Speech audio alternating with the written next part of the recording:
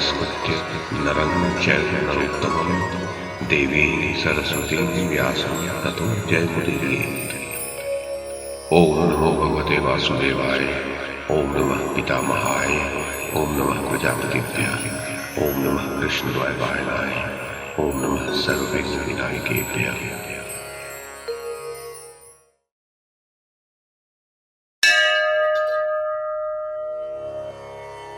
वैशंपायन जी कहते हैं, जन्मेजय, तब श्री कृष्ण ने कहा, गांधारी उठो उठो, शोक में मन को न डुबाओ। तुम्हारे ही अपराध से कौरवों का विनाश हुआ है। तुम्हारा पुत्र दुर्योधन दुरात्मा, दूसरों से ईर्ष्या एवं जलन रखने वाला और अत्यंत अभिमानी था। दुष्कर्म परायण, निष्ठुर, वैर का मूर्तिमान स्वरूप और विद्धों की आज्ञा का उल्लंघन करने वाला था। तुमने उसको अगुआ बनाकर जो अपराध किया है, उसे क्या तुम अच्छा समझती हो? अपने ही किए हुए दोष को यहाँ मुझ पर कैसे मढ़ना चाहती हो? यदि कोई मनुष्य किसी मरे हुए संबंधी, नष्ट हुई वस्तु अथवा बीती हुई बात के लिए शोक करता है, तो वो एक दुख से दूसरे दुख का भागी हो जाता है। इस प्रकार वह दो अनर्थों को प्राप्त होता है। ब्राह्मणी तप के लिए, गाय बोझ ढोने के लिए, घोड़ी वेग से दौड़ने के लिए, शूद्रा सेवा के लिए, वैश्य कन्या पशुपालन करने के लिए और तुम जैसी राजपुत्री युद्ध में लड़कर मरने के लिए पुत्र पैदा करती है। जन्मेजय, श्री कृष्ण का दोबारा कहा हुआ यह अप्रिय वचन सुनकर गांधारी चुप हो गई। उसके नेत्र शोक से व्याकुल हो उठे।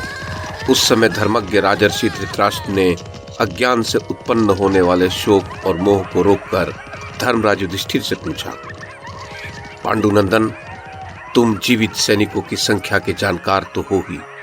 यदि मरे हुओं की संख्या जानते हो तो मुझे बताओ। जन्मेजय, युधिष्ठिर ने कहा, महाराज, इस युद्ध में 1,66,20,00,000 योद्धा मारे गए। राजेंद्र, इनके अतिरिक्त 24,165 सैनिक लापता हैं।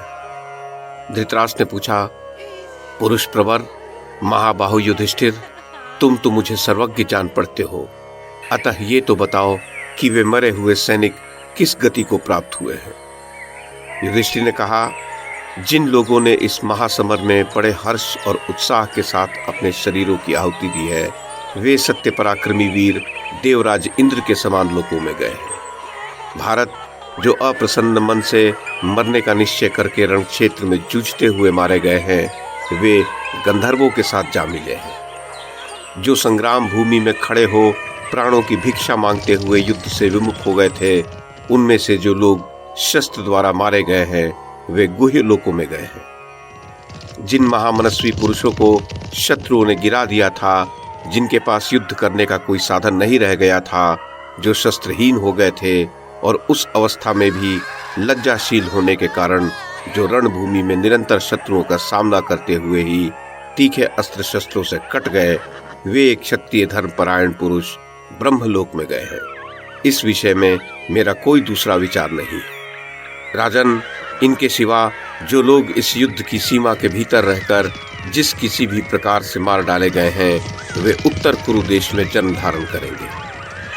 धृतराष्ट्र ने पूछा, पुत्र, किस ज्ञान बल से तुम इस प्रकार सिद्ध पुरुषों के समान सब कुछ प्रत्यक्ष देख रहे हो? महाबाहो, यदि मेरे सुनने योग्य हो तो बताओ।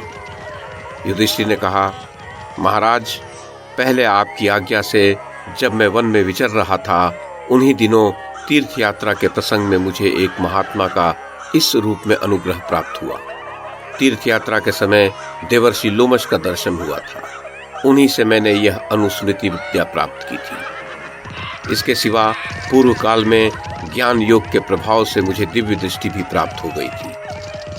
धृतराष्ट्र ने पूछा, भारत, यहाँ जो अनाथ और सनाथ योद्धा मरे पड़े हैं, क्या तुम उनके शरीरों का विधि पूर्वक दाह संस्कार करा दोगे? जिनका कोई संस्कार करने वाला नहीं है तथा जो अग्निहोत्री नहीं रहे हैं, उनका भी प्रेत कर्म तो करना ही होगा तात। यहाँ तो बहुतों के अंत्येष्टि कर्म करने हैं, हम किस किस का करें?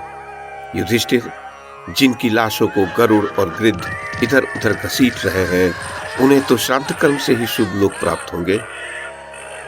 वैशंपायन जी कहते हैं, महाराज जन्मेजय, राजा धृतराष्ट्र के ऐसा कहने पर कुंती पुत्र युधिष्ठिर ने सुधर्मा, धौम्य, सारथी संजय, परम बुद्धिमान विदुर, कुरुवंशी युयुत्सु तथा इंद्रसेन आदि सेवकों एवं संपूर्ण सूतों को यह आज्ञा दी कि आप लोग इन सब के प्रेत कार्य संपन्न करावें। ऐसा न हो कि कोई भी लाश अनाथ के समान नष्ट हो जाए। राजन, धर्मराज के आदेश से विदुर जी, सारथी संजय, सुधर्मा, धौम्य तथा इंद्रसेन आदि ने चंदन और अगुरु की लकड़ी, कालियक, घी, तेल, सुगंधित पदार्थ और बहुमूल्य रेशमी वस्त्र आदि वस्तुएं एकत्र की, लकड़ियों का संग्रह किया, टूटे हुए रथों तथा नाना प्रकार के अस्त्र शस्त्रों को भी एकत्र कर लिया। उसके पश्चात उन सब के द्वारा प्रयत्न पूर्वक कई चिताएं बनाकर बड़े छोटे के क्रम से सभी राजाओं का शास्त्रीय विधि के अनुसार उन्होंने शांत भाव से दाह संस्कार संपन्न कराया।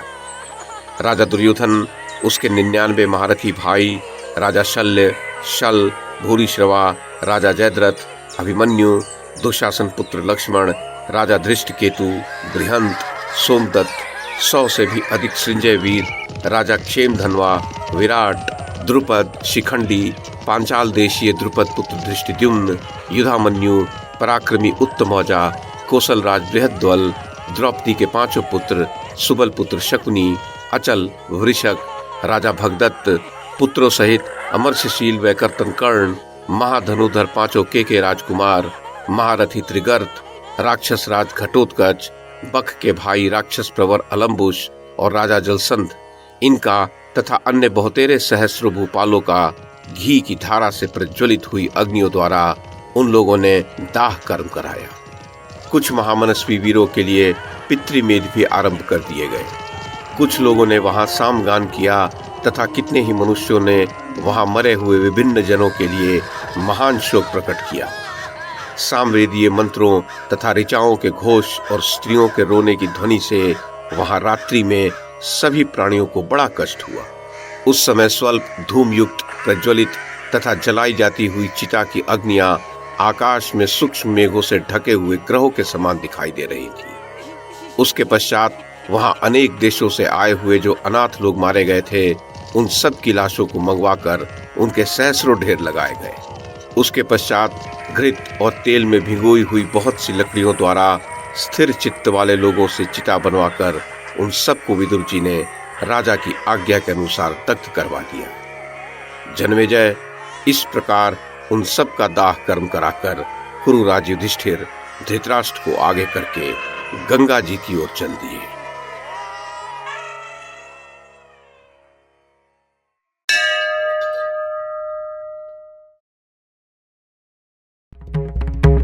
YouTube के माध्यम से महाभारत की कथा को एक श्रृंखला के रूप में प्रस्तुत करने का हमारा ये प्रयास यदि आपको सराहनीय लगा हो तो कृपया इस कड़ी को लाइक और शेयर करें, चैनल को सब्सक्राइब करें और बेल आइकन को दबाएं। साथ में अन्य लोगों को भी देखने के लिए प्रेरित करें।